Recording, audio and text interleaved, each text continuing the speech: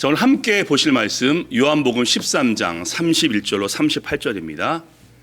요한복음 13장 31절 38절까지 말씀을 우리 한 절씩 교독하시겠습니다. 요한복음 13장 31절로 38절입니다.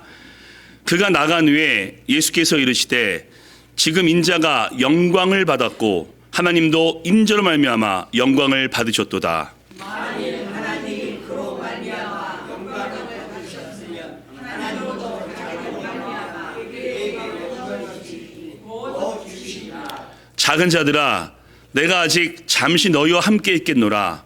너희가 나를 찾을 것이나 일찍이 내가 유대인들에게 너희는 내가 가는 곳에 올 수 없다고 말한 것과 같이 지금 너희에게도 이르노라.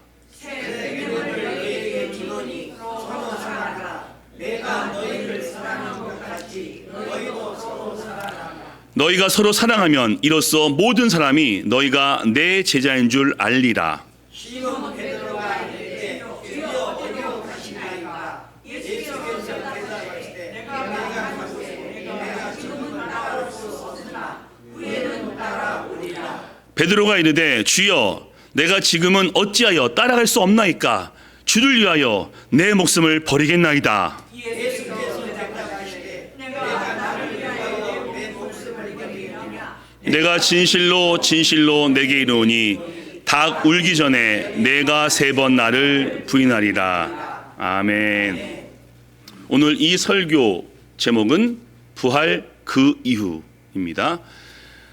사랑하는 교회 가족 여러분, 우리가 하나님을 믿게 된 이후에 많이 하는 고백들이 있죠. 하나님의 은혜입니다. 모든 것이 감사합니다. 할렐루야, 아멘. 기도하겠습니다. 자, 이런 표현들은 우리의 믿음을 지켜주기도 하고요. 또한 서로에게 격려가 되는 그런 고백입니다. 근데 또 교회에서 듣는 또 표현이 있으니 과연 또 뭐가 있을까요? 제가 아직은 우리에게서 못 들어봤는데 이런 말들이죠. 나 상처받았어. 나 실망했어. 나한테 이럴 수 있어? 이런 말들. 물론 교회 안에 이런 병이 있다고 하죠. 섭섭병, 서운병. 뭐 그럴 수 있습니다. 우리가 세상과는 다른 어떤 사랑과 섬김을 기대하기 때문에 실망할 수 있고 서운할 수 있습니다. 근데 문제가 있습니다. 이 섭섭병과 서운병을 해결하지 않으면요, 이게 걷잡을 수 없이 커지게 됩니다. 그리고 병도 놔두면은 합병증이 되듯이 이 서운병과 섭섭병도 놔두면요 굉장히 커지게 됩니다. 무엇보다 천국에 갈 때까지 이 땅에서는 상처를 주고받을 터인데, 자, 이 문제를 어떻게 해결해야 되겠습니까? 지난주 부활절이었습니다. 오늘은 부활 그 이후입니다. 근데 오늘 본문은 부활절 그 이후의 말씀이 아니라 고난주간 목요일 예수님께서 하신 말씀입니다. 이미 과거의 일이죠. 예수님께서 제자들의 발을 씻기시고 또 주의 만찬을 행하셨습니다. 지난 일입니다.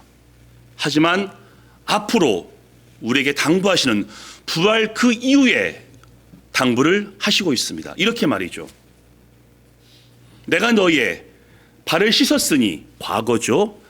앞으로 너희도 발을 씻기는 것이 옳으니라. 내가 너희를 사랑했으니 과거입니다. 앞으로 너희가 사랑할 때 모든 사람이 너희가 내 제자인 줄 알리라. 예수님은 앞으로의 일을 우리에게 당부하셨을까요?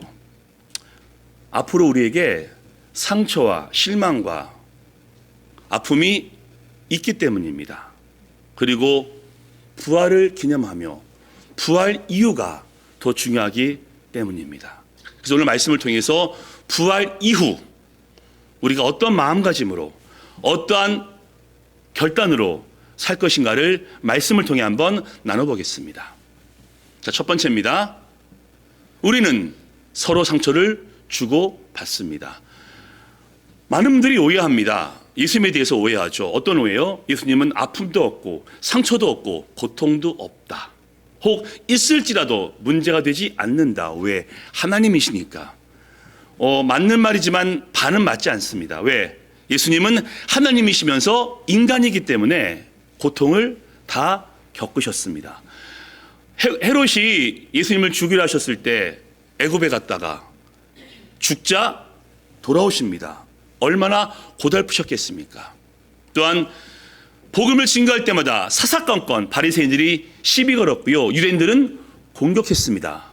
마음이 아프셨습니다. 그리고 사복음서 보시면 예수님이 3번 우십니다. 나사로가 죽었을 때 겟세마네 동산에서 기도하시면서 또 예루살렘을 향해서 예수님께서 우시기도 합니다. 하지만 예수님께 가장 큰 상처가 된 장본인들은 12 제자들입니다. 3년 동안 함께 했는데 정말 지긋지긋하게 예수님의 속을 새깁니다. 예수님께서 나 죽을 것이다, 내가 고난당하고 십자가에서 죽을 것을 말씀하고 있는데 제자들은 누가 더 크냐 라면서 싸움을 하고 있습니다. 또한 겟세마네 동산에서 죽음을 앞두시고 울면서 기도하시는데 제자들은 모두 잡니다. 특별히 2 제자 가룟 유다, 재정을 맡길 만큼 신뢰했습니다. 근데 그 가룟 유다가 다음 말씀 보시죠. 다음 말씀 보시겠습니다. 예수께서 이 말씀하시고 심령이 괴로워 증하여 이르시되 내가 진실로 진실로 너에게 이르노니 너희 중 하나가 나를 팔리라 하시니. 유다의 배신을 예고하십니다. 이 유다는요, 예수님의 능력을 힘입어서 로마 제국을 무너뜨릴 목적을 가지고 제자가 되었습니다. 근데 예수님께서 십자가에서 죽겠다라고 말씀하시자 가차없이 예수님을 배신합니다. 당국자들과 공모해서 은 30냥에 예수님을 팔아 넘깁니다. 그래서 나왔죠. 심령이 괴로워, 심령이 민망하여, 마음이 답답하여. 유다의 배신을 예고하십니다. 상처받으신 겁니다. 둘째가 누구죠? 베드로입니다. 베드로는요, 수제자입니다. 예수님께서 가장 아꼈던 수제자인데, 자, 이렇게 또 예고하십니다. 그 다음 말씀입니다. 예수께서 대답하시되 내가 나를 위하여 내 목숨을 버리겠느냐? 내가 진실로 진실로 내게 이르노니 다 울기 전에 내가 3번 나를 부인하리라. 베드로는 좀 다른 자 아닙니까? 중요한 장소마다 예수님께서 동행시킨 수제자입니다. 변화산에서 하나님의 영광을 예수님께서 입으실 때도 함께했던 그 제자가 베드로인데 그가 3번 예수님을 부인하고 3번째는 예수님을 저주할 것이라고 예고하고 있습니다. 네가 나를 위해서 목숨을 버리겠다고? I don't think so 라면서 실망감을 예수님께서 표현하신 겁니다. 제자들 12명밖에 안 됩니다. 요한을 제외하고는 한 명은 배신하고 한 명은 부인 저주하고 9명은 모두 도망칩니다. 3년 동안 동고동락했는데 예수님께 돌아온 그들의 반응은 배신이며 부인이며 저주이며 도망이니 예수님 마음이 어떠하셨겠습니까? 상처를 크게 입으셨습니다. 사랑하는 교회 가족 여러분, 교회를 나오시면서 믿음 생활하시면서 혹시 이런 기대 안 하셨죠? 교회는 문제가 없겠지, 교회에서 상처받지 않겠지, 이런 기대감 혹시 하셨나요? 죄송합니다. 그럴 가능성은 0%입니다. 우리 모두가 흠이 많고 부족하기 때문에 서로 상처를 주고받습니다. 교회의 머리이신 예수님은 완벽하시지만은 그분의 자녀인 우리는 흠이 많기 때문에 교회 가운데는 실망도 있고 아픔도 있고 상처도 있을 수밖에 없습니다. 그리고 어떠신가요? 나 상처받았어 라고 말하면요, 나도 그만큼 누군가에게 상처를 준 겁니다. 상처는 주고받는 것이지 나만 받고 나는 주지 않았다 라고 장담하실 수 없습니다. 상처는 주고받는 겁니다. 그래서 우리가 오늘 말씀을 통해서 기억하실 내용은요, 아, 교회는 상처가 있을 수밖에 없구나, 우리는 서로 실망할 수밖에 없구나 마음을 가지시는 것이 그게 현명하십니다. 그리고 이게 중요합니다. 교회 안에 상처가 있을 것이고 실망이 있을 터인데 어떻게 극복할 것인가? 두 번째입니다. 그래도 사랑해야 됩니다. 새 계명을 너에게 주노니 서로 사랑하라. 내가 너희를 사랑한 것 같이 너희도 서로 사랑하라. 아멘. 여러분, 이게 쉬운 말이 아니지 않습니까? 제자가 나를 배신하기로 했습니다. 한 제자가, 수제자가 나를 부인한다라고 합니다. 근데도 사랑하라 라고 말씀하시고요. 오늘 우리에게 이렇게 교훈하십니다. 너희가 서로 상처를 주고받아도, 서로 실망을 주고받아도 그래도 사랑하라 라고 말이죠. 여러분, 이 시점이 언제인 줄 아십니까? 그러니까 예수님께서 새 계명을 말씀하신 때가 언제인지 정확히 아십니까? 제자들이 막 헌신하고 순종해서 예수님 마음이 막 벅차올랐을 때 사랑하라 라고 말씀한 게 아닙니다. 바닷가에서 저무는 석양을 보시면서 여유 있을 때 사랑하라 말씀하신 것도 아닙니다. 내일 십자가를 앞두고 고난주간에 하신 말씀이고요. 오늘 이 말씀 앞에 어떤 사건이 있었고 이 말씀 뒤에 어떤 사건이 있었습니까? 자, 그 다음 말씀 한번 보겠습니다. 21절 유다의 배신을 예고하심. 31절 그가 나간 후에. 34절 새 계명 서로 사랑하라. 36절 베드로의 부인을 예고하심. 어떠십니까? 그동안 혹시 유다의 배신 따로, 새 계명 따로, 베드로의 부인 따로 생각하지 않으셨나요? 여러분 보시죠. 이 새 계명이 서로 사랑하라 한 이 새 계명이 가룟 유다의 배신 후에 베드로의 부인 전에 놓여져 있습니다. 그렇다면은 예수님의 그 마음이 어떠하셨겠습니까? 한 명은 배신할 것이요, 한 명은 나를 부인할 것인데 그 중간에 예수님은 말씀하십니다. 그래도 서로 사랑하라 라고 말이죠. 사랑하는 교회 여러분, 이게 가능한 얘기입니까?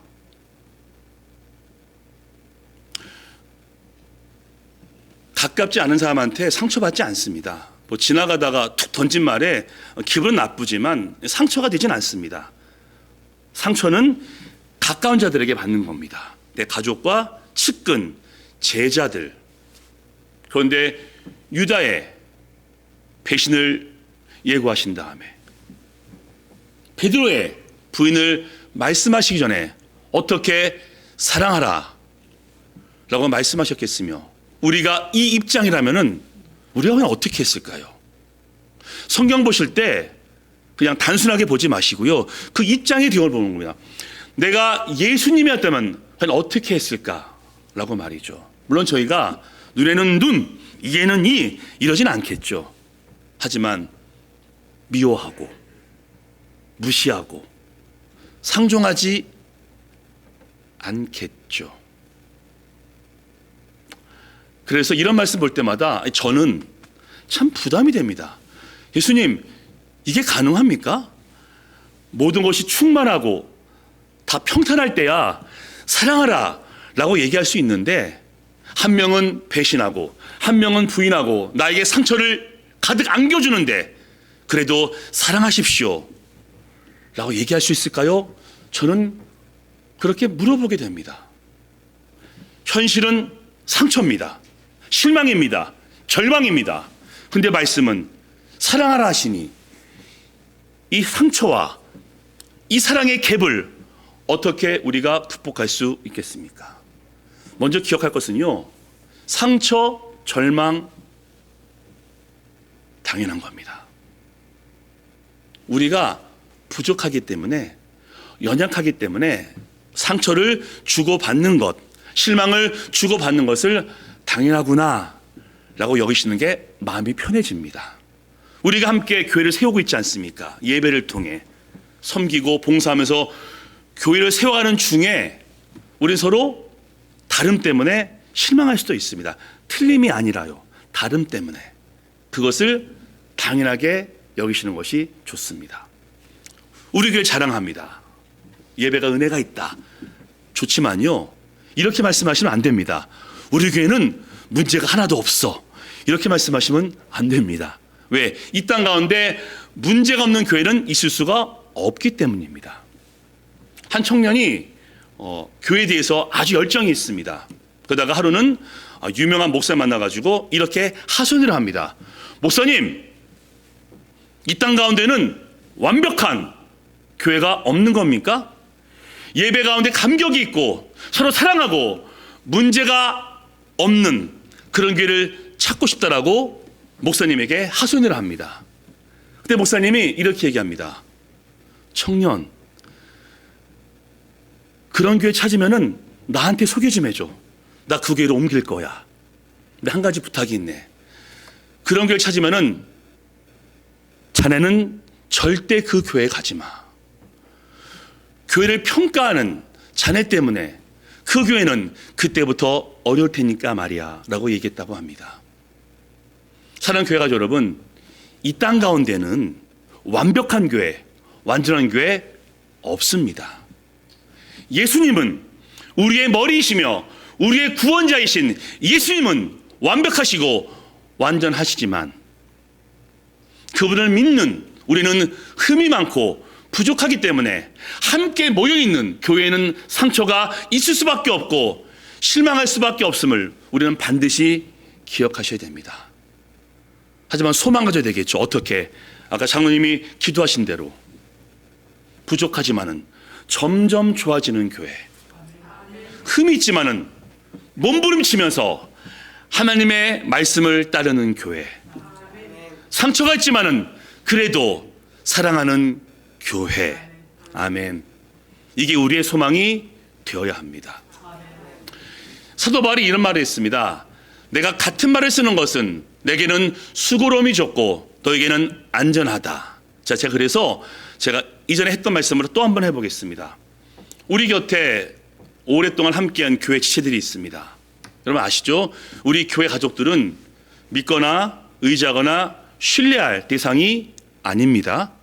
우리가 신뢰하고 믿고 의지할 분은 오직 예수 그리스도. 우리 서로 신뢰하고요, 믿고 의지하면요 분명히 상처받습니다. 저 믿으시면 안 됩니다. 저 믿으시면요 분명히 실망하실 겁니다. 우리는요 사랑하고 품어줄 존재입니다. 부족하구나, 연약하구나, 실수하는구나 라고 마음에 다짐을 하셔야지 실수하고 상처를 주고받아도 품어줄 수 있습니다. 왜? 우리는 사랑하고 품어주고 용서해주고 불쌍히 여길 그러한 존재이기 때문입니다. 게다가 우린 다 다르지 않습니까? 여기 얼굴이 똑같은 분이 아무도 없지 않습니까? 다 다릅니다. 부부도 각각 다른데 어찌 우리가 똑같은 스타일로, 똑같은 방법으로, 똑같은 속도로 하나님의 교회를 세워나갈 수 있겠습니까? 다 다릅니다. 틀린 게 아니라 다 다른 겁니다. 그 다름을 인정하고 품어줄 때 그리스도 예수 안에서 우리는 하나님의 교회를 아름답게 세워갈 수 있음을 우리는 기억하셔야 됩니다. 말씀드렸죠? 부족해도 점점 좋아지는 교회, 흠이 있어도 몸부림치며 하나님을 따라가는 교회, 상처를 주고받지만은 그래도 사랑하는 교회, 이것이 우리의 소망이 되기를 주님의 이름으로 축복합니다. 아멘. 자, 그런데도 궁금합니다. 예수님, 이게 정말 가능합니까? 작은 상처야 주고받을 수 있겠죠. 조금이야 실망할 수 있겠죠. 근데 어찌 나를 배신하고 나를 저주했고 나를 그토록 미워하는데 어떻게 사랑할 수 있습니까? 라고 물어보실 수 있습니다. 예수님은 과연 하나님이시면서 인간이신 그분은 과연 무엇으로 유다에게 배신당하시고 유다에게 저주받으시고 제자들은 뿔뿔이 도망치는데 어떻게 사랑하라고 말씀하셨을까요? 오늘 세 번째가 가장 중요합니다. 자, 세 번째입니다. 읽어보겠습니다. 시작. 하나님의 영광을 위하여. 제가 말씀이 있습니다. 그가 나간 후에 예수께서 이르시되 지금 인자가 영광을 받았고 하나님도 인자로 말미암아 영광을 받으셨도다. 만일 하나님이 그로 말미암아 영광을 받으셨으면 하나님도 자기로 말미암아 그에게 영광을 주시니 곧 주시려다. 아멘. 하나님의 영광입니다. 예수님께서 하나님의 아들이신데 인간으로 이 땅에 오신 이유는 하나님의 영광 때문이었습니다. 복음을 증거하시고 병자를 고치시고 말씀을 가르친 이유도 하나님의 영광을 위해서였습니다. 유다가 당신을 배신할 것이고 베드로가 당신을 부인할 것이고 제자들이 뿔뿔이 도망칠 것을 아시면서도 그들을 콜링하신 이유는 하나님의 영광 때문이었습니다.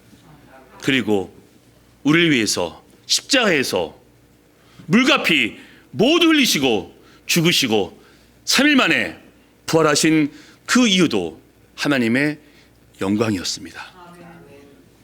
성경을 보십시오.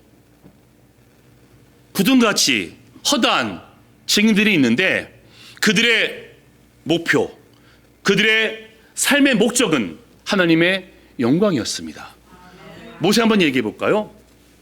모세가 이제 십보라 아내가 죽었죠. 그래서 부스 여인, 이티오피아 여인과 재혼을 합니다. 잘못한 게 아닙니다. 근데 누인 미리암과 형인 아론이 모세를 비방합니다. 그리고 너만 하나님이 함께 하냐면서 월권행위를 합니다. 그때 하나님께서 미리암을 나병 걸리게 하시죠. 모세는 믿는 덕에 발등시킨 겁니다. 누이가 형이 자기를 공격한 겁니다. 여러분, 가까운 자에게 상처를 더 많이 받는데 함께 했던 형과 누나가 자기를 비방하면서 리더십에 타격을 입힙니다. 미리암이 나병 걸렸을 때 모세의 마음이 어땠을까요? 쌤통이다. 그러지 않았습니다. 하나님, 우리 누이의 병을 고쳐주십시오 라면서 간절히 기도합니다. 그래도 사랑하고 그래도 기도했습니다. 왜? 하나님의 영광을 위해서. 우리 요셉을 여러 번 보셨죠? 요셉이 자신을 팔아넘긴 형들을 용서했습니다. 무엇 때문에? 하나님의 영광을 위해서. 게다가 이 바울의 고백은 정말 기가 막힙니다. 바울이 유대인들한테 얼마나 많이 맞았습니까? 매 맞고 돌에 맞아서 죽은 줄 알고 성 밖에 집어 던질 만큼 유대인들한테 고통당했는데 로마서 9장 말씀 보시면은 내 동족 유대인이 구원을 받는다면은 내가 저주를 받아 그리스도에게서 떨어질지라도 원하는 바로다 라고 얘기합니다. 무엇을 위해서? 하나님의 영광을 위해서. 존 버년이라고 성경 다음 많이 읽은 그 철로 역정이라는 책이 있습니다. 필그림스 존이라는 책을 쓴 분이 있는데요. 이분이 믿음을 지키다가 감옥에 갇혔고 사형을 언도받게 됩니다. 그가 사형을 기다리면서 이런 고백을 합니다. 내가 사형보다 더 두려운 것은 사형 때문에 두려워하는 나를 보고서 많은 사람들이 복음에 대해서 실망할까, 그게 더 두렵다. 내가 사형을 당해 죽는 것보다 더 두려운 것은 내가 벌벌 떨면서 두려워하기 때문에 하나님의 영광이 가려지는 것이다 라고 고백을 합니다. 하나님의 영광, 그것이 인생의 목적이며 인생의 목표이기 때문에 그래도 사랑했고 그래도 기도했고 그래도 전도했습니다. 여러분들의 삶의 목적, purpose of life, 목표는 무엇입니까? 하나님의 영광이 되어야 우리 인생 가운데 상처가 있고 고통이 있고 고난이 있어도 우리가 전진할 수 있습니다. 상처 이 땅 가운데서 다 아물지 못합니다. 그냥 상처 마음에 끌어안고 계속 실망하면서 우리는 전진해야 됩니다. 무엇을 보고서? 하나님의 영광. 하나님, 저 상처받았습니다. 저 실망했습니다. 저 아픕니다. 하지만 주님, 하나님의 영광이 제 인생의 목표이기 때문에 저는 오늘도 이 길을 걸어가겠습니다. 라고 고백하는 것이 하나님이 기뻐하시는 부활 그 이후의 삶입니다. 왜요? 부활을 경험했고 부활하신 예수님이 함께 있지만 우리는 여전히 상처를 주고받고 실망을 주고받고 아플 수밖에 없기 때문입니다. 하지만 부활 그 이후 예수님을 꼭 붙잡고 전진한다면 하나님이 함께 하심을 통해서 영광을 우리에게서 받으실 것이며 영광을 부어주심을 통해서 그 아픔을, 그 상처를 아물게 하시고 치유할 것을 믿으시기 바랍니다. 우리 여행 가실 때 목적지가 있으시죠? 데스티네이션.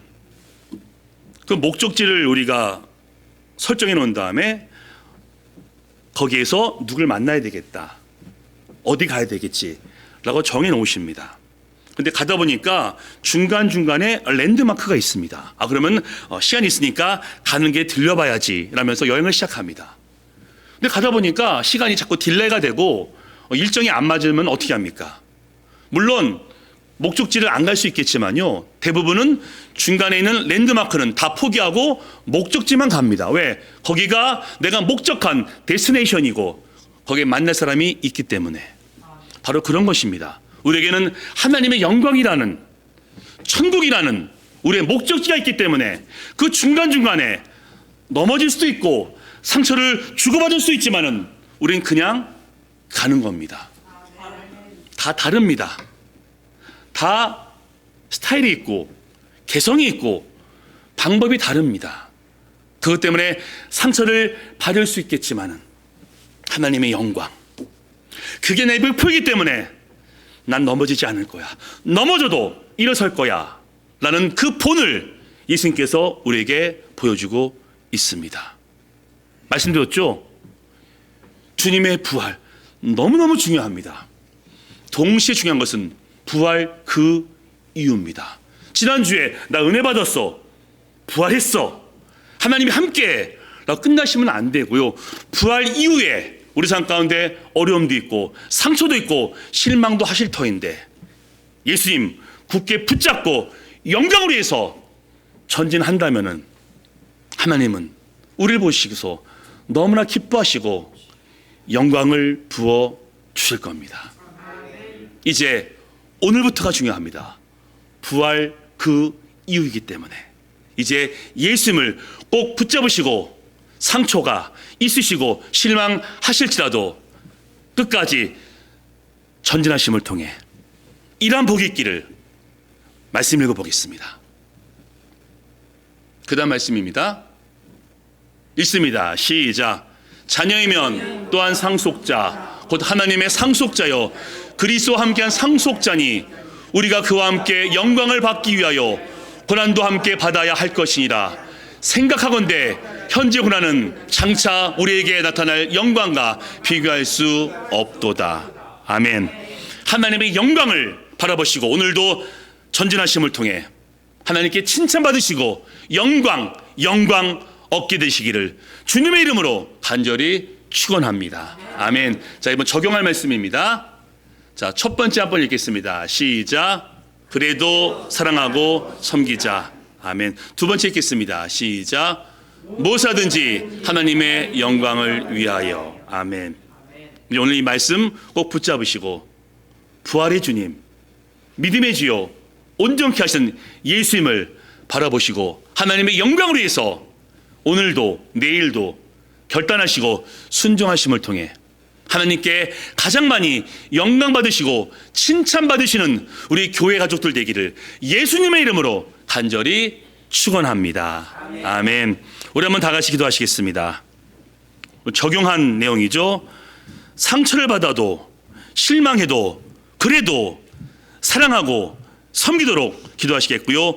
부활 그 이후 무엇하든지 하나님의 영광, 하나님의 영광. 이 시간 주 외치고 말씀 붙잡고 한번 기도하겠습니다. 주여